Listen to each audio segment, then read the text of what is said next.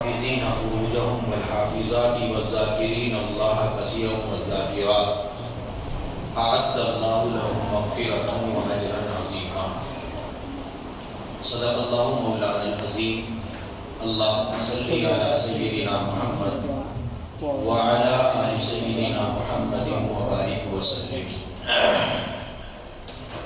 سورہ احزاب کی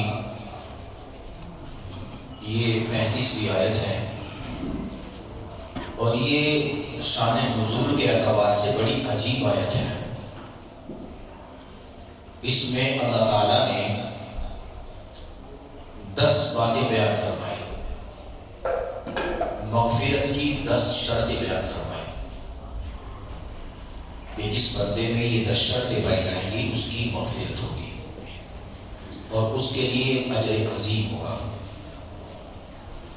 اور شان نزول کے اعتبار سے عجیب اس لیے ہے، قرآن کریم کے اندر اللہ نے جہاں جہاں کسی بات کا حکم دیا وہاں مردوں کو مخاطب کر کے حکم دیا،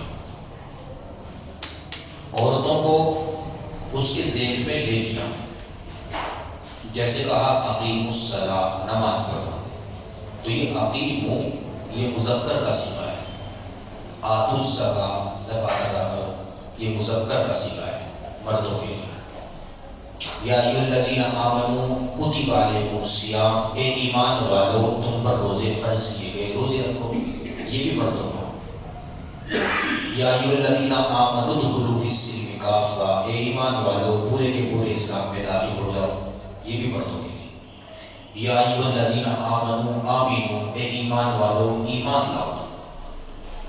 جتنے صیغے امر کے ہیں جس میں اللہ نے کسی کام کے کرنے کا حکم دیا وہ سب کے سب مذکر یعنی مردوں کے لیے. صحابیات میں بعض صحابیات کے دل میں یہ خیال آیا کہ اللہ تعالیٰ نے قرآن کریم میں جب کسی کام کا حکم دیا تو اللہ نے مردوں کو دیا، ان کو مخاطب کیا. ہم کو تو کہیں قرآن میں اللہ نے مخاطب ہی نہیں کیا، اور کرنا ہمیں بھی پڑ رہا ہے. مردوں کو جیسے نماز پڑھنی ہے عورتوں کو بھی پڑھنی ہے، مردوں کو زکوٰۃ دینی ہے عورتوں کو بھی دینی ہے، مردوں کو ایمان لانا ہے عورتوں کو بھی لانا ہے، مردوں کو اسلام قبول کرنا ہے عورتوں کو بھی کرنا ہے، مردوں نے حج کرنا ہے تو عورتوں نے بھی کرنا ہے. تو اللہ تعالیٰ نے مردوں کو مخاطب کیا، ہم عورتوں کو مخاطب نہیں کیا. اور جب خطاب کیا جاتا ہے نام لے کے تو جس کو نام لے کے خطاب کیا جائے وہ تو خوش ہو جاتا ہے، اور جس کا نام نہ لیا جائے وہ رنجیدہ ہوتا ہے.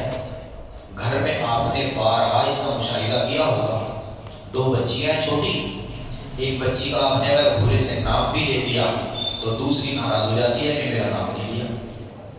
ہوتا ہے نا، 2 بچے ہیں، ایک کا آپ نے نام لیا تو ایک سانس میں دونوں کا نام لینا پڑتا ہے دونوں کو راضی کرنے کے لیے.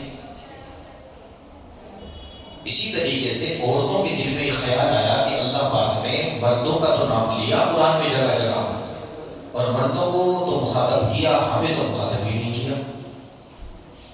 تو جب یہ عورتوں میں بات آئی تو بعض روایت میں ایک صحابیہ تھی حضرت اسما بنت امیس، اور بعض روایت میں ہے ام عمارہ انصاریہ، دونوں میں سے کوئی ایک تھی.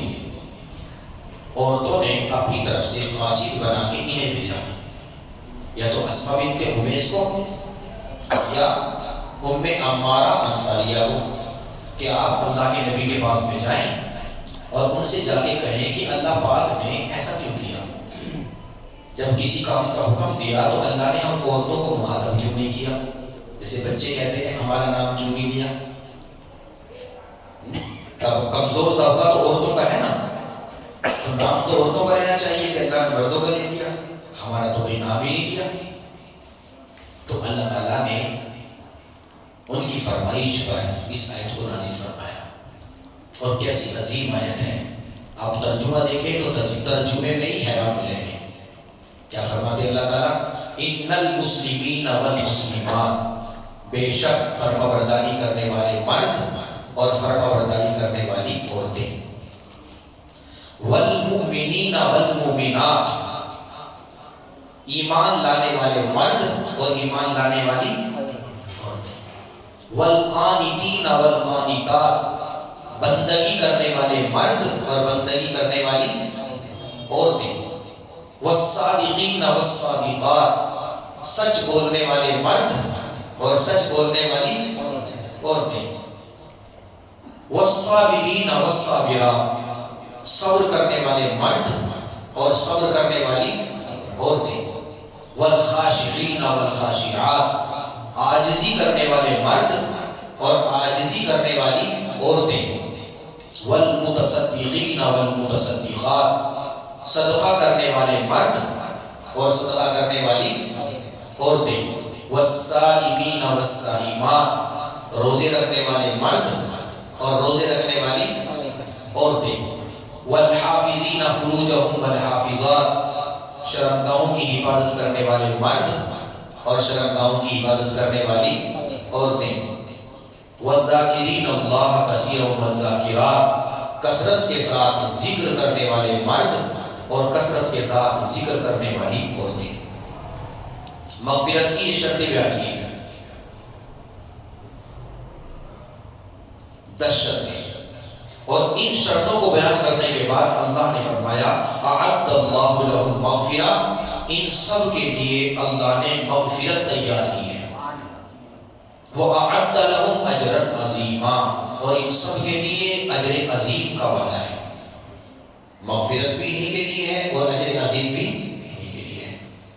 تو آگے فرمائش کی کہ ہمارا تو نام ہی نہیں لیتے، تو نام کیسا لیا؟ ایک دفعہ پہ ہی ایک ہی آیت پہ 10 مرتبہ لیا.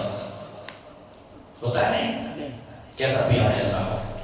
اس کا مطلب یہ ہوا کہ بندہ اگر اللہ سے مانگ لے، فرمائش کرے، تو اللہ تعالیٰ کبھی بندے کو یا بندی کو فرمائش پر محروم نہیں کرتے ہیں.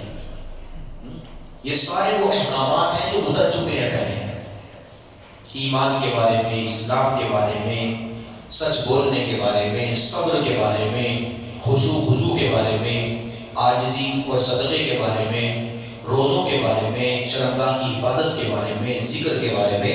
یہ تمام احکامات پہلے گزر چکے ہیں، مگر عورتوں کی فرمائش پر ان کا دل خوش کرنے کے لیے اللہ پاک نے بڑی عظیم الشان آیت نازل فرمائی. اب یہ جو 10 شرطیں ہیں، جب یہ آیت نازل ہوئی تو عورتوں کا دل خوش ہو گیا کہ اللہ نے ہمارا نام لیا، اور ایک بار نہیں لیا، بار بار لیا. دل خوش ہو گیا ان کا.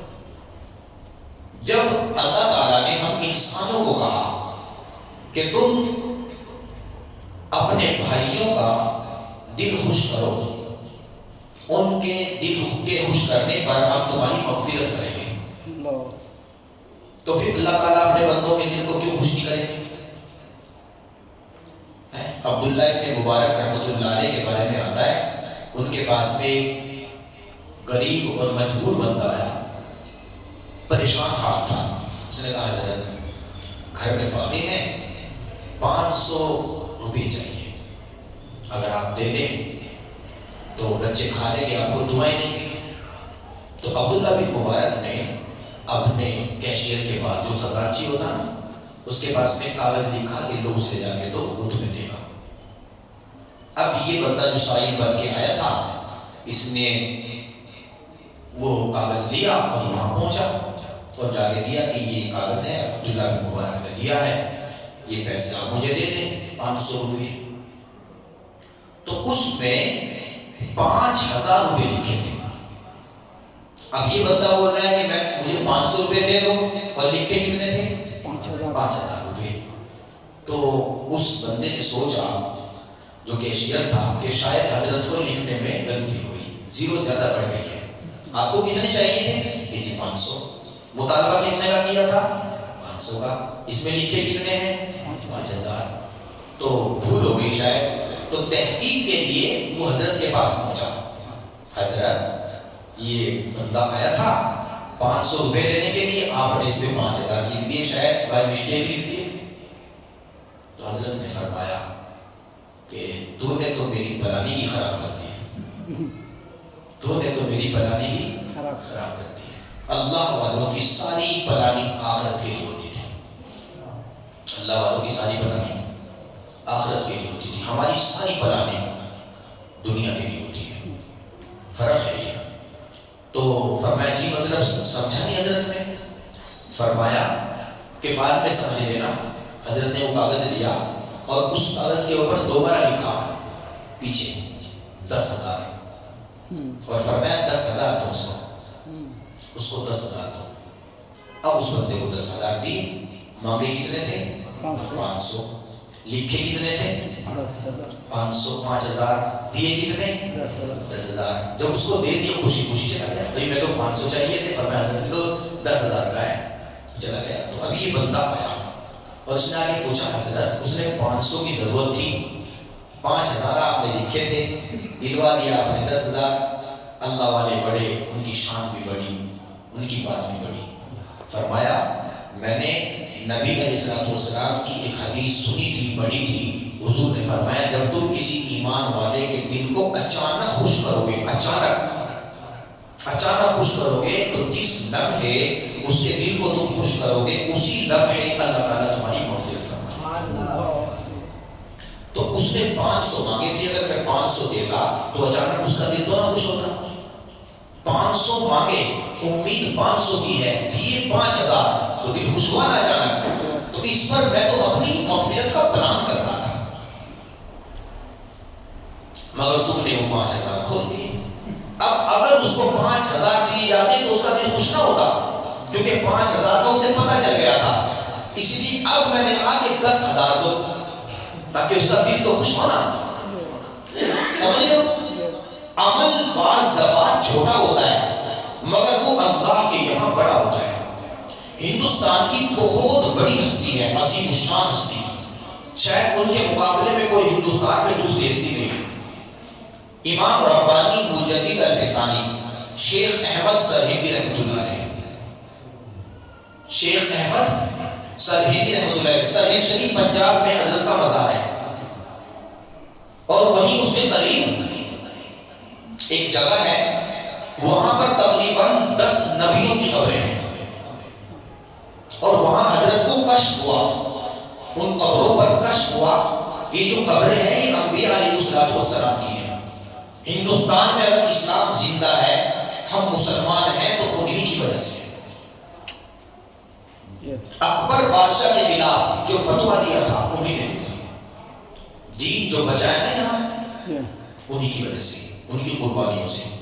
مجدد الفسانی 1000 سال میں ایک مجدد ہوتے ہیں, پچھلے 1000 سال کے مجدد تھے. اتنی بڑی ہستی ہے جی. امام ربانی مجدد الفسانی شیخ احمد سرہندی رحمۃ اللہ علیہ. سمجھ میں آ گئی کتنے بڑے ہیں؟ اب سنیں, حضرت کی بہت سی کتابیں ہیں, حضرت کے ہزاروں لاکھوں شاگرد تھے. حضرت فرماتے ہیں خود اپنی زندگی کے بارے میں کہ ایک مرتبہ ایسا ہوا کہ میں کچھ حدیث یا کچھ کتاب لکھ رہا تھا, قرآن کریم یا کچھ حدیث لکھ رہا تھا. تو لکھتے لکھتے پہلے تو وہ لکڑی کے پین سے لکھتے تھے نا, لکڑی کے قلم سے, لکڑی کا قلم ہوتا تھا, دوا میں دباؤ لکھو, تو ایسے سیدھے ہاتھ سے لکھ رہا تھا. تو بعد میں اس میں سیاہی زیادہ آ جاتی ہے, تو اس کو جھٹکتے ہیں یا ادھر الٹے ہاتھ کے ناخن پہ اسے زیادہ سیاہی کو ادھر لگا دیتے ہیں. تو وہ لکھ رہے تھے, اچانک لکھتے لکھتے استنجے کی حالت ہوئی. فرماتے ہیں میں نے حدیث کی کتاب بند کی, قلم رکھا اور میں استنجا کرنے کے لیے بیت الخلا پہنچا. جب میں بیت الخلا پہنچا تو وہاں میں استنجا کرنے ہی والا تھا کہ اچانک مجھے خیال آیا کہ میں استنجا کروں گا اور کرنے کے بعد میں لیٹرین وغیرہ کروں گا, پھر میں پاکی لوں گا. تو پاکی الٹے ہاتھ سے ہوگی نا, الٹے ہاتھ پہ سیاہی لگی ہے ناخن پہ, اور یہ وہ سیاہی ہے جس سے میں اللہ کا قرآن اور محبوب کا فرمان لکھ رہا. اب جب یہاں میں اس ہاتھ سے استنجا کروں گا تو یہ جو سیاہی ہوگی جس سے میں قرآن لکھ رہا تھا, حدیث لکھ رہا تھا, یہ بھی دھل کے گندگی میں جائے گی, تو سیاہی کی بے ادبی ہو جائے گی. یہ خیال جیسے مجھے آیا, فرماتے ہیں کہ میں نے اپنی ضرورت کو دبایا اور میں وہاں سے نکل گیا اس خانے میں سے، اور باہر آ کے میں نے پہلے اس ناخن کو کسی پاک جگہ پہ دھویا، اس کے بعد پھر میں اندر جا رہا تھا تو اچانک اللہ پاک نے میرے دل میں الہام کیا. اللہ والوں کے دل میں الہام آتا ہے اللہ کی طرف سے. اچانک اللہ نے میرے دل میں الہام کیا کہ احمد تمہاری اس ادب کی وجہ سے ہم نے تمہاری مغفرت کر دی، تمہارے اس عمل کی وجہ سے ہم نے تمہاری، اتنے بڑے امام، دنیا کے امام، اتنے بڑے محدث، اتنے بڑے مفسر، اتنے بڑے فقیہ، اتنے بڑے مجتہد اور اتنے بڑے اللہ والے، مگر اللہ تعالیٰ مغفرت کس پہ کر رہی ہے؟ اس لیے کسی عمل کو چھوٹا سمجھ کے مت چھوڑو. پتہ نہیں آپ نے جس عمل کو چھوٹا سمجھ کے چھوڑ دیا، اللہ کے یہاں وہی عمل بڑا بن جائے. حضرت باقی بلا رحمۃ اللہ علیہ کے متعلق آتا ہے کہ ان کے بھی ایسی ناخن پہ سیاہی لگی تھی، وہ ایسے لگا رہے تھے بار بار قلم کو، جو زائد سیاہی تھی اس کو پوچھ رہے تھے، اچانک اس پہ مکھی آگے بیٹھ گئی، قلم کے اوپر مکھی آگے بیٹھ گئی. تو فرماتے ہیں کہ حدیث لکھتے جب مکھی بیٹھی تو میں رک گیا. میں نے کہا شاید اس اللہ کے بندے کو پیاس لگی ہوگی، اس کو پینے دو. تو مکھی پیتی رہی، جب تک وہ خود پی کے نہیں اڑ گئی تب تک میں نے ہاتھ کو حرکت نہیں دی. ان کے بارے میں آتا ہے اللہ پاک نے ایک مکھی کو سیراب کرنے پر ان کی مغفرت فرمائی. جو رب مکھی کو سیراب کرنے پر مغفرت کر دے، وہ رب ماں باپ کو پلانے اور کھلانے میں کتنے درجے اونچے کرے گا. اور یہ تو صحیح بخاری کے اندر واقعہ ہے کہ ایک بدکار عورت اس نے بیا سے کتے کو پانی پلایا تھا، اللہ پاک نے مغفرت فرما دی تھی. تو بخاری شریف میں ہے بدکار عورت، اس نے ایک بیا سے کتے کو پانی پلایا، اللہ پاک نے اس کی مغفرت فرما دی.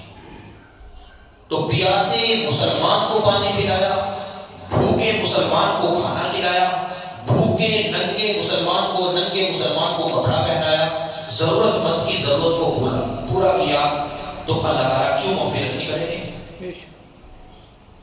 تو عرض یہ کر رہا تھا، کہاں سے نکلی تھی بات؟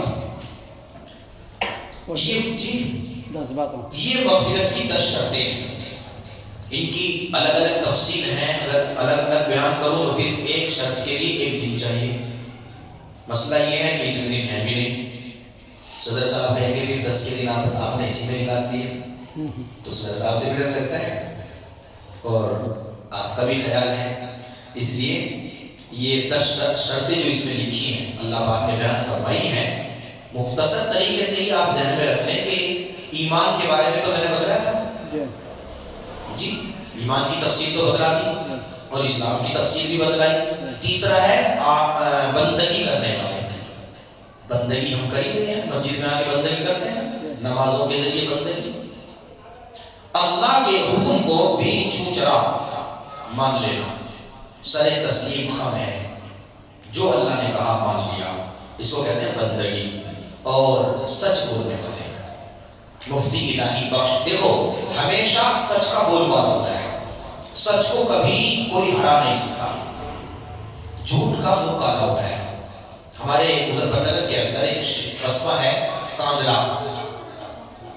جب انگریز کا دور تھا تو وہاں کوئی عدالت لگتی تھی، تو ایک ہندو مسلم کا ایک پلاٹ میں جھگڑا ہو گیا. ایک ہندو مسلم کا پلاٹ میں جھگڑا ہوا، مسلمان نے کہا یہ میرا، ہندو نے کہا یہ میرا. اب وہ جھگڑا عدالت تک پہنچا. اب وہاں بھی گواہ چاہیے تھے، گواہ نہ اس کے پاس تھے نہ اس کے پاس تھے، یہ کہے میرا یہ کہے میرا. جب جھگڑا لمبا چلا تو اس مسلمان کو ہوشیاری آئی. اس نے کہا کہ اگر میں اس ٹکڑے کو جیت گیا، مجھے اگر یہ ٹکڑا مل گیا زمین کا، تو میں اس جگہ مسجد بناؤں گا. ابھی ایک مسلمان کا معاملہ سارے مسلمانوں کا ہو گیا. جب مسجد کے لیے بول دیا جائے تو سارا محلہ آئے گا نا پھر ٹوٹ کے میدان میں. وہ جو ہندو تھا وہ بھی ہوشیار بنا، اس نے کہا اگر یہ مسجد بنائے گا اور لوگ اس کے فیور میں آ گئے تو میں مندر بناؤں گا. لوگ اس کے فیور میں آ گئے. اب یہ 2 جماعت کا معاملہ بن گیا، 2 فرد کا معاملہ تھا، 2 جماعت کا بن گیا. انگریز جج کی عدالت تھی، وہاں گواہ مانگے گئے، تو ہندو نے کہا، کاندلے کے اندر ایک بزرگ ہیں مفتی الہی بخش، صوفی قسم کے تھے، بہت بڑے اللہ والے، فرمایا ان سے پوچھ لو اگر یہ زمین اس کی ہے، وہ کہہ دے اس کی ہے تو اسی کی ہے، اور اگر وہ کہے میری ہے تو میری ہے۔ یہ کس نے کہا؟ غیر مسلم نے۔ اپنے کا نام نہیں لیا، مسلمان کا نام لیا۔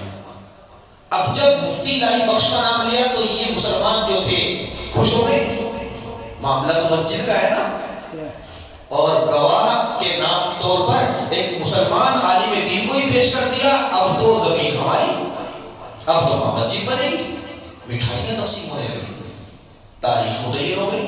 متعینہ تاریخ پر پھر عدالت لگی، یہ بندہ بھی آیا، وہ بندہ بھی آیا، اس کے لوگ بھی آئے، اس کے لوگ بھی آئے، اور گواہ کے طور پر مفتی الہی بخش بھی آئے۔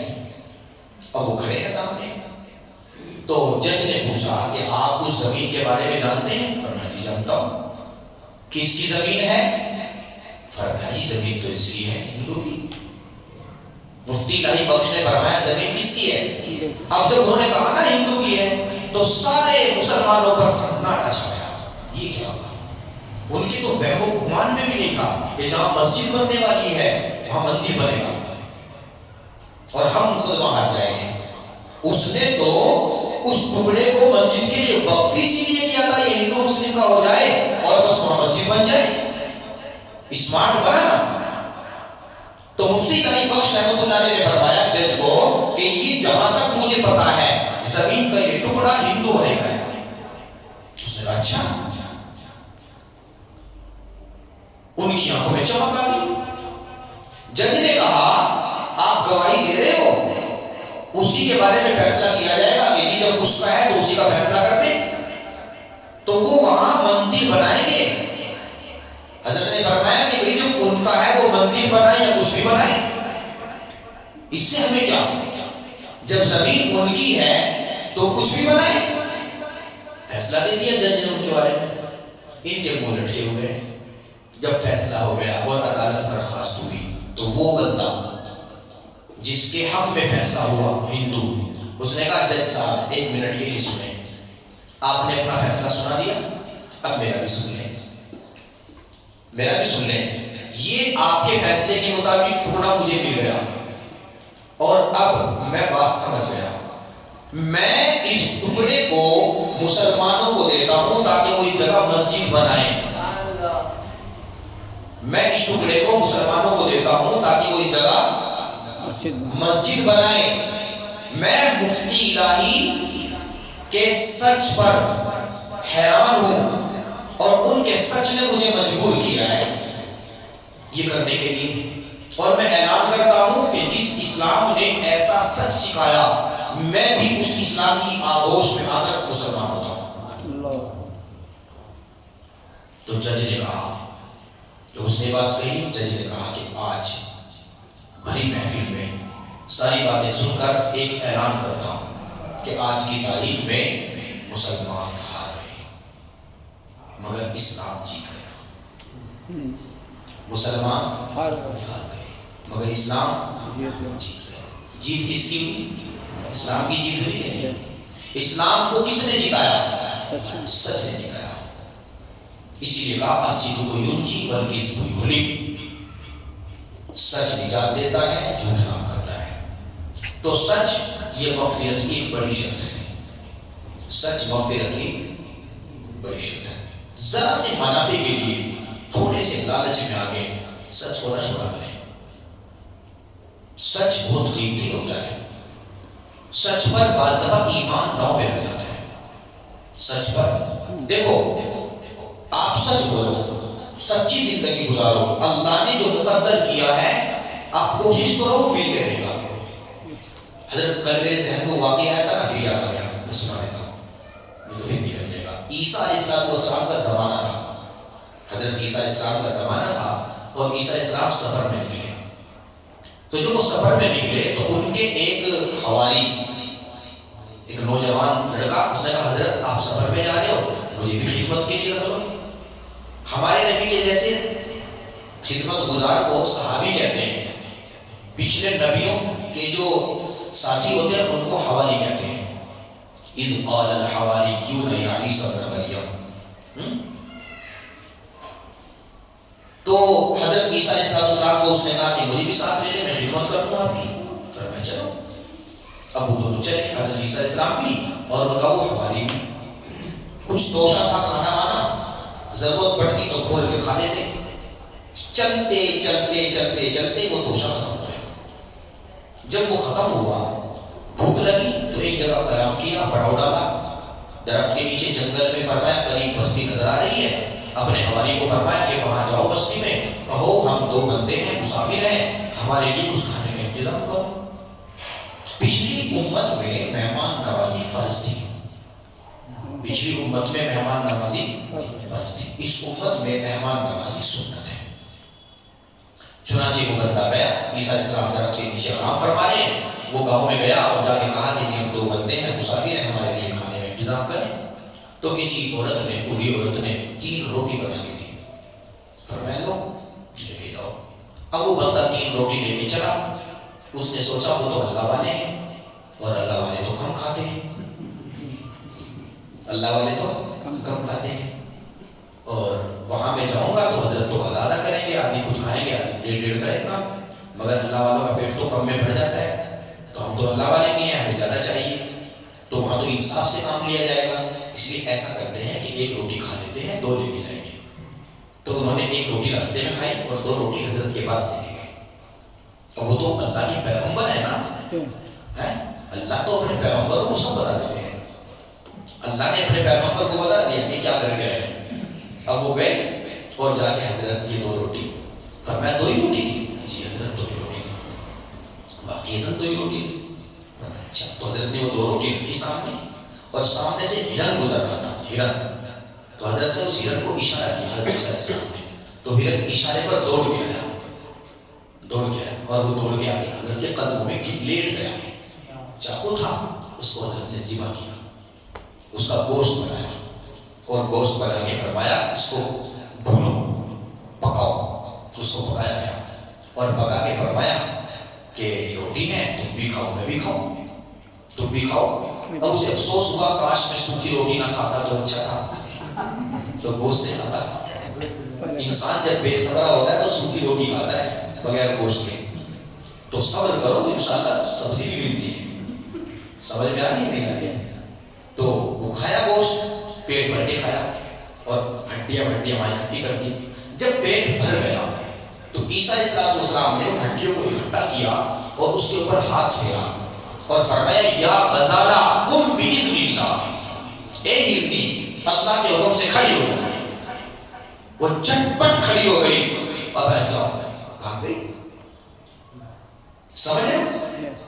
یہ معجزہ تھا عیسیٰ علیہ السلام کا. یا غزالہ قم باذن اللہ، کھڑی ہو چلی گئی.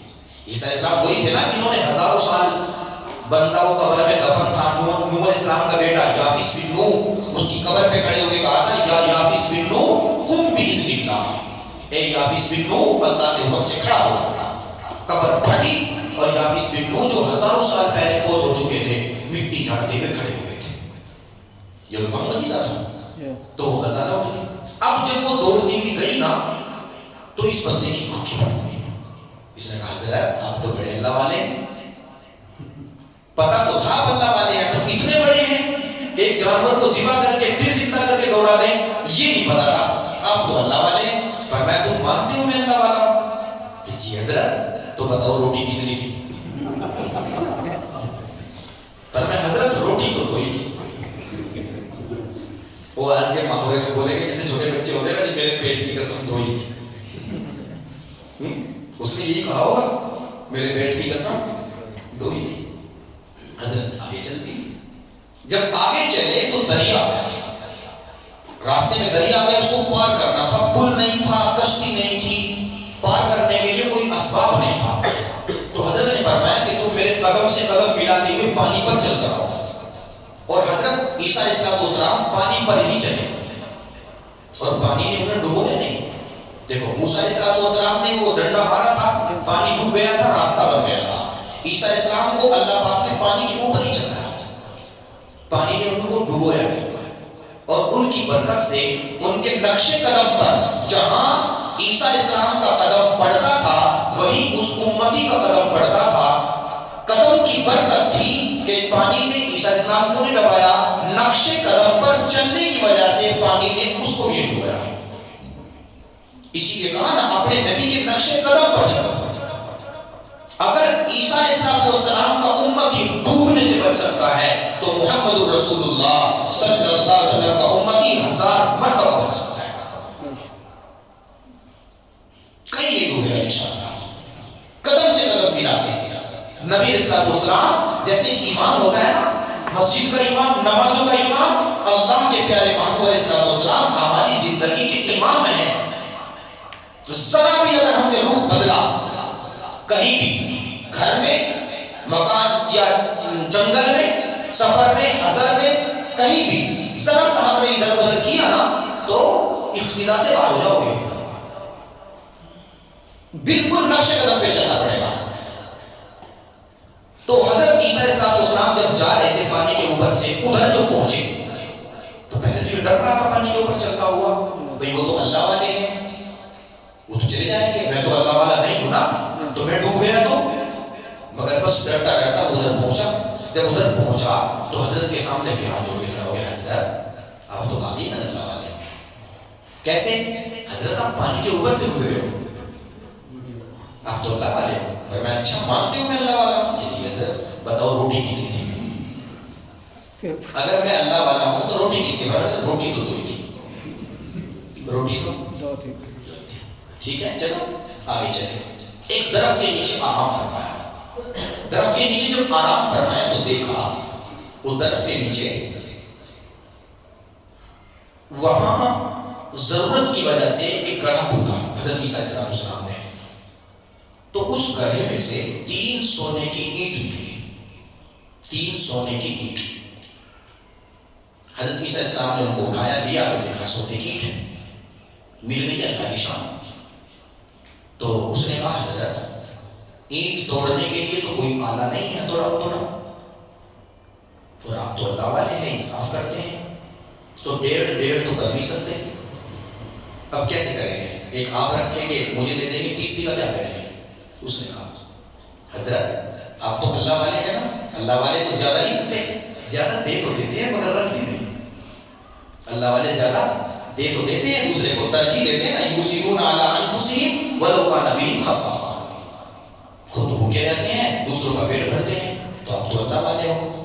تو 3 اینٹ ہیں، تو تیسری اینٹ کو توڑنے کے لیے کچھ ہے نہیں ہمارے پاس میں، ایک آپ رکھو گے، ایک مجھے دو گے، تیسری کا کیا کرو گے، کیسے توڑو گے؟ فرمایا ہاں ایک میں رکھوں گا، ایک تمہیں دوں گا۔ فرمایا حضرت تیسری کا کیا کرو گے؟ فرمایا تیسری اس کو دوں گا جس نے تیسری روٹی کھائی۔ تو حضرت وہ میں نہیں تو کھائی گئی، حضرت وہ تو جب کچھ ملنے کا نمبر ہے تب کھولی نہ بات، تو میں نہیں تو کھائی گی۔ حضرت مجھ سے بلائی، فرمایا اچھا چلو تینوں کی دونوں تم ہی رکھو، تینوں سے دے دی۔ اللہ والوں کو دنیا سے کیا لگا، تینوں سے دی، اور فرمایا بس تمہارا میرے ساتھ میں اتنا ہی ساتھ تھا، اب تم الگ ہم الگ ہو۔ بات ختم ہو گئی؟ نہیں ہوئی، آگے شروع ہوئی بات۔ حضرت نے اسے اپنے سے الگ کیا اور حضرت عیسیٰ علیہ السلام آگے سفر پہ نکل گئے۔ یہ بندہ یہی آرام کرنے کے لیے خوشی خوشی ٹھہر گیا، اس کی خوشی کے کیا ٹھکانے، 3 اینٹ سونے کی مل گئی۔ ابھی یہ وہیں پہ خوشی منا رہا تھا کہ اچانک ڈاکو آ گئے، 3 ڈاکو۔ 3 ڈاکو جب آئے دیکھا کہ ایک مسافر ہے اور اس کے پاس میں 3 سونے کی اینٹ ہے، تو ان ڈاکوؤں نے اس کو تو قتل کر دیا اور اینٹ بھی دی، اس کو تو قتل کر دیا اور اینٹ بھی دی۔ اس کے بعد میں تینوں میں سے 2 نے کہا بھائی بھوک لگی ہے، سونے کی اینٹ تو مل گئی، اب ہم میں سے ایک بندہ قریب گاؤں میں جائے اور کھانا وانا لے کے آئے کہ ہم مسافر ہیں، پھر ہم مل کے کھائیں اور آگے چلے اپنے گھر۔ سفر میں جب بندے ہوتے تھے تو وہاں وہ گاؤں میں جا کے کھانے مانگتے تھے کہ ہم مسافر ہیں کھانا دو، اور کھانا دینا ہوتا تھا۔ تو اب یہ ایک بندہ ان 3 میں سے کھانا لینے کے لیے گاؤں میں گیا اور 2 وہاں ہیں اینٹ کے پاس۔ ان 2 کے دل میں خیال آیا کہ وہ جو کھانا لینے کے لیے گیا ہے اگر ہم اس کو مار دیں، تو اینٹ ایک ایک کے بجائے ڈیڑھ ملے گی. سمجھ رہے ہو؟ جب ایک کا دل بدلتا ہے تو اللہ دوسرے کا بھی بدل دیتے ہیں. سمجھ رہے ہو؟ دو ساتھیوں میں جب ایک کے دل میں بے ایمانی آئے گی تو نامحالہ دوسرے کے بھی آئے گی. جب دو ساتھیوں میں ایک دیانت دار ہوگا تو دوسرا بھی ہوگا. بے ایمانی سے بچے. ایک ہمیشہ چالاکی سے بچے. دوست کے ساتھ جس نے آپ کے اوپر اعتماد کیا اس کے ساتھ چالاکی نہ کریں. ماشاءاللہ اس دور میں جس دور میں ہم جی رہے ہیں چالاکی میں مسلمان مشہور ہیں. ایک عیسائی ایک یہودی اور ایک مسلمان تین دوست تھے. سنا ہے؟ نہیں سنا ہے. تینوں دوست سفر پہ نکلے اور اتفاق سے کھانا کھاتے ہوئے جا رہے تھے. ان کا بھی توشہ ختم ہو گیا, تھوڑا سا بچا راستے میں. تو اب جو کھانا کھولا انہوں نے کہا کہ کھانا تو تھوڑا سا ہے, تینوں کا تو پیٹ نہیں بھرے گا. تینوں کا تو پیٹ نہیں بھرے گا, کھائے کون؟ فرمایا تینوں سو جاتے ہیں. تینوں سو جاتے ہیں. جو سب سے اچھا خواب دیکھے گا وہ کھائے گا. اب تینوں سو گئے. عیسائی بھی سو گیا بیچارہ, یہودی بھی سو گیا. مسلمان کیوں سوئے؟ وہ کیوں سوئے؟ چنانچہ اب وہ دونوں تو سو گئے. اس نے دیکھا کہ کھراٹے کی آواز آنے لگی, اٹھا اور اس نے کھانا کھا لیا. اور کھانا کھا کے برتن جیسے تھے بند کر کے ویسے کر دیے. اب اٹھے, فرمایا ہاں بھائی سب نے خواب دیکھا ہے کہ ہاں دیکھا ہے. تو یہودی سے پوچھا بتاؤ تم نے کیا دیکھا خواب؟ کہ میں نے خواب دیکھا جیسے میں کوہ طور پر گیا. کوہ طور پر جہاں اللہ تعالیٰ نے موسیٰ علیہ السلام پر تجلی فرمائی. میں کوہ طور پر دیکھتا ہوں کہ میں اس جگہ پہ قیام کر رہا ہوں اور وہاں میں عبادت کر رہا ہوں. کہ اچھا, اور راتوں رات کوہ طور پہ پہنچ گئے اور وہاں میری موسیٰ علیہ السلام سے ملاقات ہوئی. ماشاءاللہ تم نے بڑا اچھا خواب دیکھا. عیسائی سے کہا تم نے کیا دیکھا؟ کہ میں نے خواب میں دیکھا میں دوسرے آسمان پہ گیا اور میں نے عیسیٰ علیہ السلام سے ملاقات کی. نے کہا تم بتاؤ تم نے کیا خواب دیکھا؟ اور میں کیا خواب دیکھ رہا, دو فرشتے آئے جبرائیل میکائیل, دونوں کے ہاتھوں میں ڈنڈا, مجھے اٹھا کے کہتے کھڑا ہو. مجھے اٹھایا, کہتے کھڑا ہو. میں اٹھا تو ہاتھوں میں ڈنڈا تھا تو مجھے ڈرانے لگے, کہنے لگے کھانا کھا, یہ کھانا کھا. میں نے کہا نا جی میں نہیں کھاؤں گا, میں نہیں کھاؤں گا, یہ تو مشترک ہے نا کھانا, میں نہیں کھاؤں گا. پر میں تو کھا نہیں تو ماریں گے تجھے, یہ تو کھا نہیں تو ماریں گے تجھے. اب میں نے مار کے ڈر سے, جان کا خوف تھا, میں کھا گیا. انہوں نے سوچا خواب نکل کر رہا ہے. سمجھے؟ اب خواب کس کا اچھا ہے؟ برتن تو کھولو, آپ تو بعد میں بتایا کہ برتن کھولے تو برتن کھا لیے. تو میں تو سچ میں کھا گیا کہ واقعی ہے میں نے سچ میں کھایا, میں نے خواب نہیں دیکھا. اللہ کے بندے جب کھا رہا تھا تو ہمیں بھی جگہ دیتا. تو کہا میں نے سوچا تمہیں جگانا, تم یہاں تھے ہی نہیں. کہ ہم کہاں تھے کہ تم کوہ طور پہ تھے, تم دوسرے آسمان پہ تھے. سمجھ رہے ہو؟ تو دنیا کے معاملے میں مسلمان چالاک ہے, دین کے معاملے میں جی مجھے پتہ ہی نہیں تھا, مجھے پتہ ہی نہیں تھا. حالانکہ جو اللہ نے عقل دی ہے, عقل دیکھو عقل دو قسم کی ہوتی ہے, ایک عقل معاش, دوسرے عقل معاد. عقل معاش کہتے ہیں اس عقل کو جو دنیا کمانے کے لیے چلتی ہے, دوڑتی ہے, ساری پلاننگ دنیا کے لیے, ساری پلاننگ دنیا کے لیے. اور عقل معاد کہتے ہیں اس عقل کو جو آخرت کے لیے کام کرتی ہے, ساری محنت آخرت کے لیے, ساری محنت آخرت کے لیے. جتنی بھاگ دوڑ کر رہا ہے, جتنی کوششیں کر رہا ہے, ساری کی ساری آخرت کے لیے. اللہ کے واسطے اپنی عقلوں کو عقل معاد بناؤ, عقل معاش نہ بناؤ. اگر عقل معاش بناؤ گے آدمی آئے گا. اب وہ دو بندے تھے نا, یاد ہے؟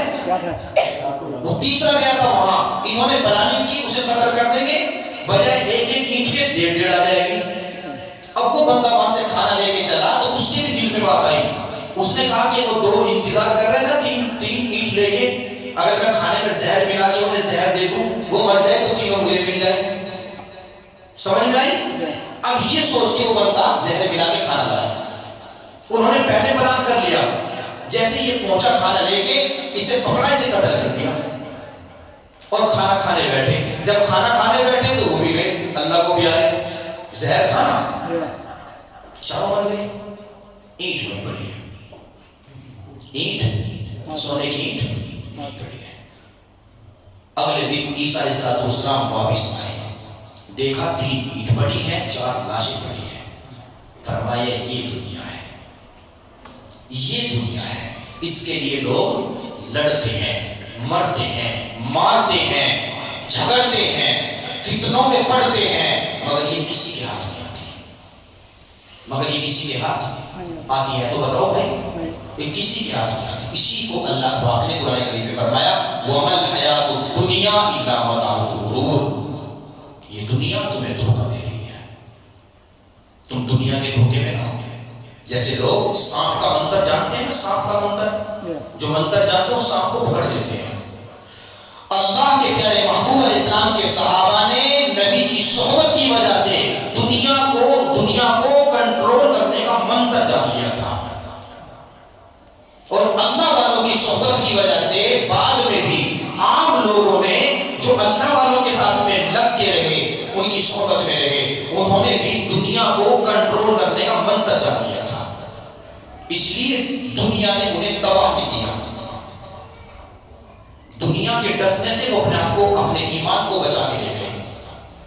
دنیا میں رہیں، کھائیں پیئیں کمائیں، کوئی منع نہیں ہے، مگر دنیا کے فتنے میں تو مبتلا نہ پڑے. جی دنیا کمانے کے لیے نہ سچ کا پتہ نہ جھوٹ کا پتہ، نہ یہ دیکھ رہے ہیں کہ فرض کو پامال کیا جا رہا ہے، اللہ کے حکم کو پامال کیا جا رہا ہے. اس کا مطلب دنیا دھوکہ دے رہی ہے. اور اگر آپ سچ کے ساتھ ہیں، آپ اللہ کے حقوق ادا کر رہے ہیں، بندوں کے حقوق کو پامال نہیں کر رہے ہیں، اس کا مطلب آپ کی نظر آخرت پر ہے. دنیا آپ کو اپنے جال میں نہیں پھنسا رہی ہے، دنیا سے آپ بچ کے نکل رہے ہیں. اللہ سے دعا بھی مانگیں، اللہ سے دعا بھی مانگیں. بہت پہلے عرض کیا تھا انسان کے 4 دشمن ہیں. ایک شیطان، یاد ہے؟ دوسرا نفس، تیسرا سمجھ میں آ گئی؟ تیسری دنیا تھی جس کی تفصیل آ جائے. کل پرسوں میں بچہ پوچھ رہا تھا کہ وہ 4 دشمن کون تھے، تیسرا ہے، چوتھا بھی آئے گا انشاءاللہ. تو اس چوتھے دشمن، تیسرے دشمن سے بھی اپنے آپ کو بچائے. اللہ پاک ہم سب کی حفاظت فرمائے. اور جو یہ 10 شرطیں اللہ پاک نے بیان فرمائی ہیں، اللہ ان کے مطابق ہمیں زندگی گزارنے کی توفیق نصیب فرمائے. وما علینا الا البلاغ.